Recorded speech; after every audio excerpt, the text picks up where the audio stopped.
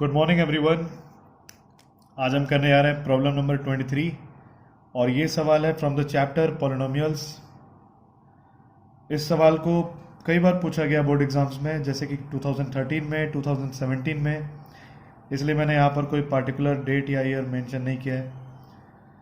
But अगर देखा जाए तो ये सवाल मतलब हम कह सकते हैं 3 या 4 मार्क्स के लिए बहुत ज़्यादा अप्रोप्रिएट होगा और इस टाइप के सवाल बोर्ड एग्ज़ाम में पूछे जा सकते हैं। तो इसलिए आज से मैं आपके सामने ये सवाल लेकर के आऊँ और इस सवाल में है क्या, सबसे पहले ये देख लेते हैं। तो यहाँ लिखा हुआ है if alpha and beta are the zeros of the polynomial x square plus 4x plus 3, यानी इस पोलिनोमियल में x square plus 4x plus 3 इसके लिए जो दो ज़ीरोज़ हैं they are alpha and beta. Alpha और बीटा है यहाँ पर इसके ज़ीरोज़। और इसके अलावा क्या लिखा है यहाँ पर, find the polynomial whose zeros are 1 plus beta by alpha and 1 plus alpha by beta. तो बेसिकली हम यहाँ पर एक पोलिनोमियल फाइंड आउट करेंगे, उसके जो ज़ीरोज़ होंगे वो होंगे 1 प्लस बीटा बाई अल्फ़ा और 1 plus alpha by beta. So question को अगर मैं जैसे समझाऊंगा, अगर आप ऐसे समझ लेते हैं तो इस टाइप के जितने भी कॉम्प्लेक्स प्रॉब्लम्स हों आपको जो एग्जाम में देखने को मिल सकते हैं, आप उन्हें ईजिली सॉल्व कर सकते हैं। तो सबसे पहले मैं आपको बताता हूँ कैसे सॉल्व करेंगे। So let's see.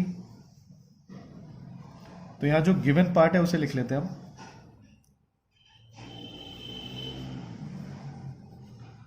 Late us suppose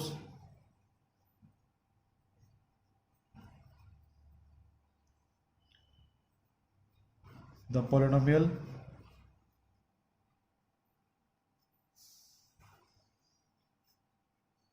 is, इस पोलिनोमियल को मैं मान लेता हूँ this is equal to p x q x r x, कुछ भी मान सकते हैं आप। सो ये जस्ट फंक्शन ऑफ एक्स के तौर पे लिखा जाता है। P x is equal to x square plus 4x plus 3। ठीक है, so this is our polynomial जो क्वेश्चन में गिवन है। और इसमें जो जीरोज हैं वो क्या थे, zeros are alpha and beta. तो मैं अब जीरोज को यूज करूंगा यहां से। तो यहां लिख लेते हैं as per the question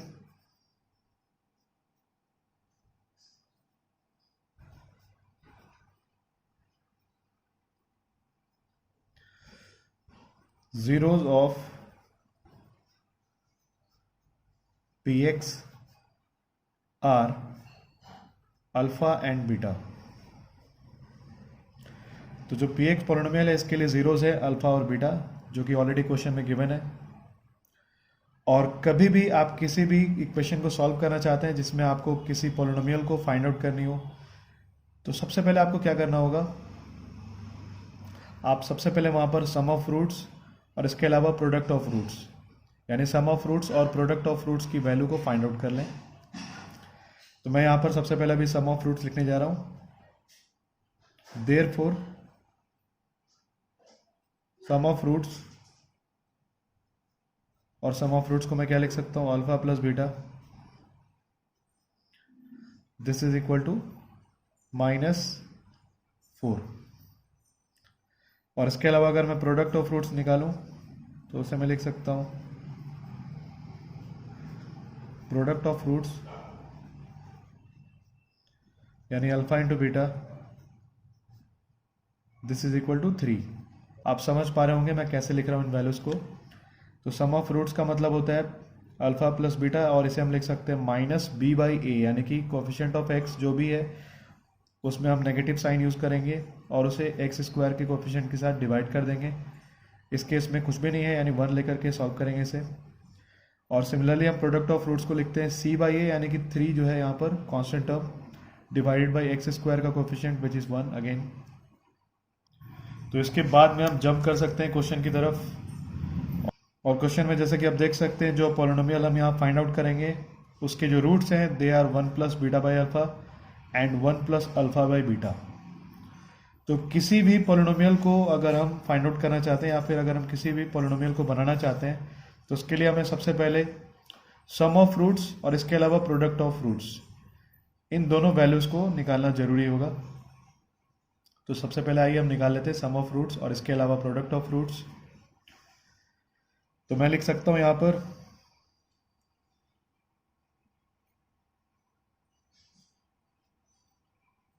for the new polynomial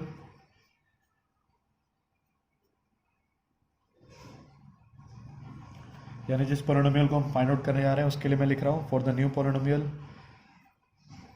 we have, तो मैं इस साइड पे लिख लेता हूं सम ऑफ रूट्स, यानी कि मैं लिख सकता हूं यहां से सम ऑफ रूट्स, और राइट साइड पे लिख लेता हूं प्रोडक्ट ऑफ रूट्स।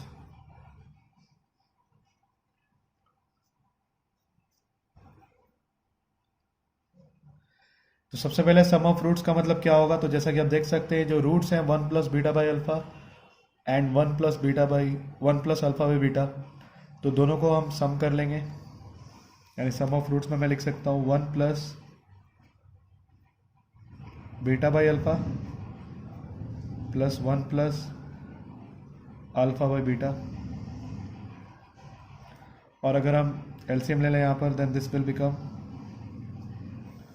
एलसीएम में अल्फा बीटा, तो इसे मैं लिख सकता हूँ alpha beta plus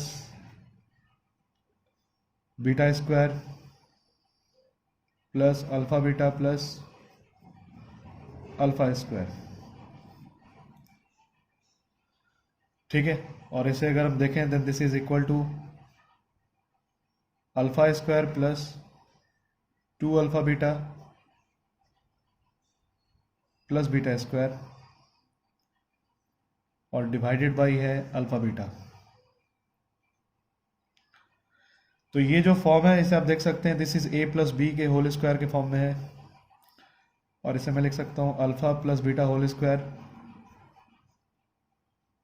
by alpha beta, और ऑलरेडी हम फाइंड आउट कर चुके हैं अल्फा प्लस बीटा की जो वैल्यू है इट इज़ इक्वल टू -4, तो मैं यहाँ पर -4 रख दूंगा, यानी बन जाएगा -4 square divided by alpha beta यानी कि 3, so this is equal to 16/3।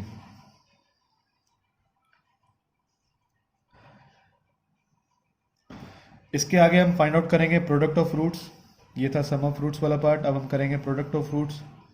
तो मैं प्रोडक्ट ऑफ रूट्स के लिए कर सकता हूँ 1 प्लस बीटा बाई अल्फा, और इसको मैं मल्टीप्लाई करूँगा इस बार 1 प्लस अल्फा बाई बीटा के साथ, तो मल्टीप्लाई करेंगे तो ये क्या बनेगा, this is 1 plus beta by alpha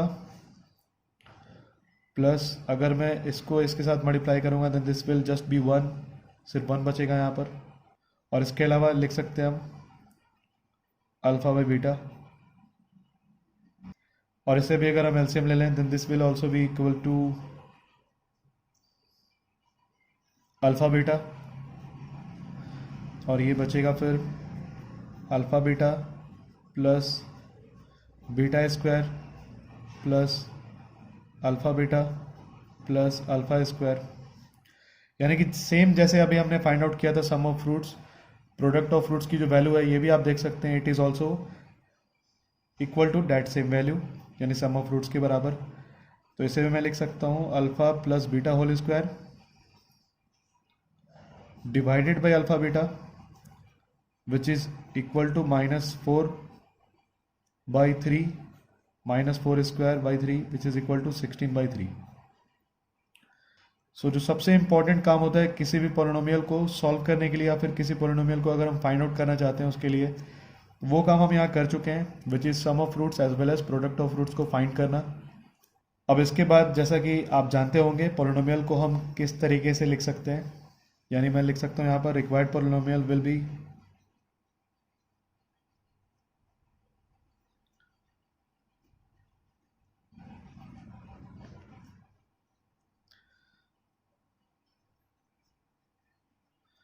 so इसे मैं लिख सकता हूँ x square minus sum of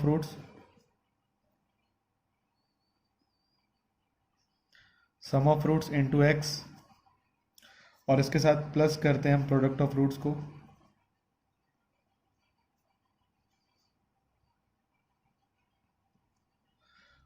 और इस लिहाजे से ये पोलिनोमियल क्या बनेगा, this will be x square minus 16x/3 plus 16/3, और अगर मैं यहाँ से 1/3 को कॉमन ले लेता हूँ then this is equal to 1/3 3x² minus 16x plus 16, which is the required answer. I hope कि ये सवाल आपको क्लियर हो गया होगा, अच्छे से समझ में आ गया होगा कि हमने कैसे इसे सॉल्व किया इस सवाल को। और ऐसा कोई भी सवाल अगर आपको एग्जाम में मिले तो बिल्कुल भी घबराने की बात नहीं है। सबसे पहले आपको याद रखना होगा, आप किसी भी सवाल में सबसे पहले फाइंड आउट करेंगे सम ऑफ फ्रूट्स, उसके अलावा प्रोडक्ट ऑफ फ्रूट्स, और फिर जिस पॉलिनोमियल को आप लिखना चाहते हैं उसके लिए भी आप सेम वही काम करेंगे, यानी सम और प्रोडक्ट जो भी कुछ होगा वो आप लिख लेंगे उसके लिए। और ऐसा करने के बाद आप किसी भी सवाल को जिसमें आप पॉलिनोमियल फाइंड आउट करना चाहते हैं उसको आप आसानी से सॉल्व कर सकेंगे। उम्मीद करता हूँ कि ये सवाल आपको अच्छे से क्लियर हो गया होगा। आने वाले समय में और भी बहुत सारे वीडियोस देखने को मिलेंगे आपको इस चैनल पे, खास करके मैथ्स और साइंस के वीडियोस। सो अगर आपने अभी तक इस चैनल को सब्सक्राइब नहीं किया then do not forget to do so right now. आज के लिए बस इतना ही, कल दोबारा मिलेंगे एक नए क्वेश्चन के साथ। तब तक के लिए take care of yourself and thank you for watching.